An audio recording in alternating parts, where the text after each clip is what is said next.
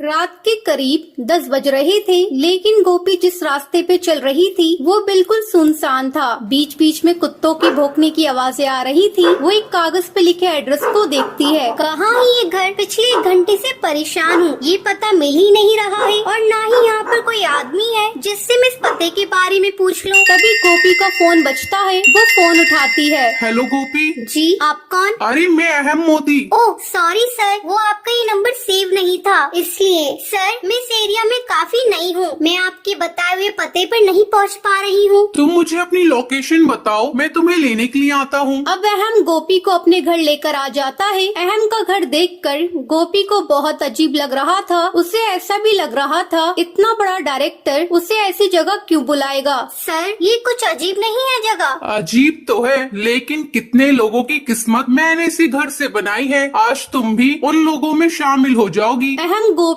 को सोफे पर बैठने के लिए कहता है और खुद किचन से गोपी के लिए जूस और खाने के कुछ स्नैक्स लेकर आता है। सर, आपने क्यों तकलीफ की? इसमें तकलीफ की क्या बात है? आज यहाँ का नौकर छुट्टी पर है और आई लव डूइंग दिस। तुम जैसे खूबसूरत मेहमानों का स्वागत करना तो मुझे बहुत पसंद है। गोपी जूस पीते हुए अहम से कहती है, सर, आपकी फिल्म कब शुरू होगी? आई मीन, जिस प्रोजेक्ट के लिए आपने कहा था। और मेरा ऑडिशन कब होगा? आज ही होगा ना सर? तुम सवाल बहुत करती हो और मुझे सवाल करने वाले लोग बिल्कुल भी पसंद नहीं है। वैसे मेरे असिस्टेंट थोड़ी देर में आने वाले हैं। गोपी अहम से बात करते हुए बेहोश हो जाती है। गोपी को बेहोश देखकर अहम कहता है, आज से तू भी बन गई मेरी हीरोइन और आज से तू भी हो जाएगी फेमस। अहम मोदी नाम है मेरा। हमने डूबतों की किस्मत को संवारा है। अहम फिर से अपने मंसूबे में कामयाब हो गया था। कुछ दिन पहले की बात है, गर्मियों के दिन थे। गोपी पैदल चलते हुए कहती है, आज तो मैं बहुत लेट हो गई हूँ। 10 बजे का टाइम था, 12 बजने को आए हैं। कहीं ऑडिशन खत्म ना हो गया हो। गोपी नागपुर शहर की है। पिछले 11 महीनों से वो मुंबई में रहकर एक्ट्रेस बनने के लिए स्ट्रगल कर रही है। एक स्टूडियो से दूसरे स्टूडियो, एक जगह से दूसरी जगह जाकर वो थक गई है, लेकिन वो हिम्मत नहीं हारती है। इतने रिजेक्शन के बाद भी उसे उम्मीद है वो एक दिन बहुत बड़ी एक्ट्रेस बनेगी। यही सोचते हुए वो ऑडिशन के लिए मोदी स्टूडियो पहुंचती है। ओह माय गॉड, इतनी भीड़! मुझे लग रहा था मैं लेट हो गई हूँ, लेकिन भीड़ देखकर लगता है शाम तक भी मेरा नंबर नहीं आएगा। कोई नहीं, ऑडिशन तो आज देना ही है। गोपी दिखने में बहुत सुंदर है,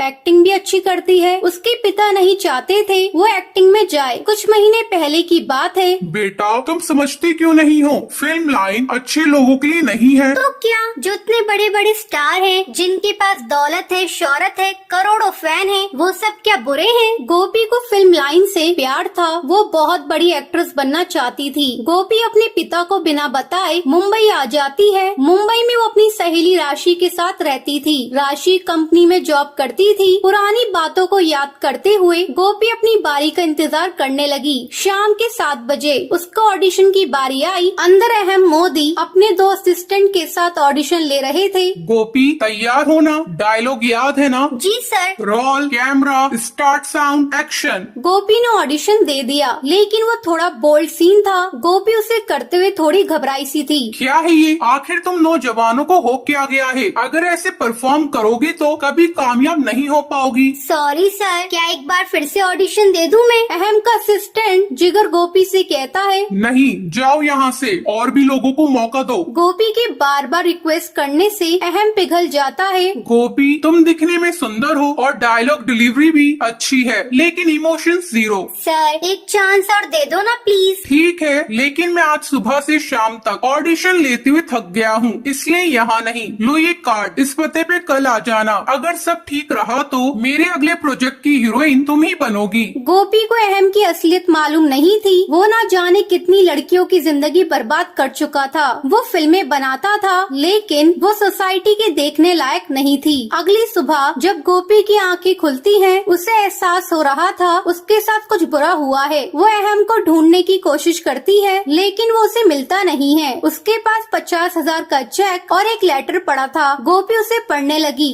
वेलकम टू आवर इंडस्ट्री गोपी। हमारी इंडस्ट्री को गंदा कहा जाता है, लेकिन सच कहूँ तो सिर्फ साफ इंडस्ट्री कोई और नहीं है। बस थोड़ा सा कॉम्प्रोमाइज और थोड़े से बोल्ड सीन। इस बार वो सीन बेहोशी की हालत में करवाए हैं, लेकिन आशा है आगे तुम वो सीन होश में करोगी। और ये घर मैंने एक दिन के लिए किराए पे लिया था और तुम्हारे पास 50,000 का चेक है। ये तुम्हारी पहली कमाई है। ना जाने ऐसे कितने चेक तुम्हारा इंतजार कर रहे हैं। मैं जल्दी ही तुम्हें कांटेक्ट करूंगा और ये सब किसी को बताना नहीं, इससे सिर्फ तुम्हारी ही बदनामी होगी। गोपी अहम को कॉल मिलाने की कोशिश करती है लेकिन वो उठाता नहीं है। जैसे ही गोपी घर पहुंचती है, राशि उससे कहती है, गोपी, तेरी वीडियो हर जगह वायरल हो रही है। राशि, सब खत्म हो गया। मुझे पता नहीं था वो अहम मोदी ऐसी वैसी फिल्में बनाता है। मेरे सारे सपने, उम्मीद सब खत्म कर दिया उस अहम मोदी ने। लेकिन मैं उसे छोड़ूंगी नहीं, मैं उसकी कंप्लेंट करूंगी। अब गोपी राशि को लेकर पुलिस स्टेशन जाती है और एसीपी कोकिला को सब बात बताती है। थोड़ी देर में ये खबर आग की तरह शहर में फैल जाती है। अहम मोदी एक बदमाश अय्याश डायरेक्टर है जो लड़कियों की इज्जत के साथ खेलता है। ये लड़की तो बहुत चालाक निकली। मुझे क्या पता था ये अपना मुंह खोल देगी। सालों से बनाई इज्जत बर्बाद कर दी। मुझे ये देश छोड़कर जाना होगा। जैसे ही अहम भागने की कोशिश करता है, एसीपी कोकिला उसे पकड़ लेती है और उसे जेल में डाल देती है। वहीं हर जगह गोपी के साहस की तारीफ होती है, लेकिन गोपी अब भी स्ट्रगल कर रही है। तो ये थी आज की कहानी। क्या आपको पता है जिससे गोपी मिलने जाती है उस डायरेक्टर का क्या नाम था? अगर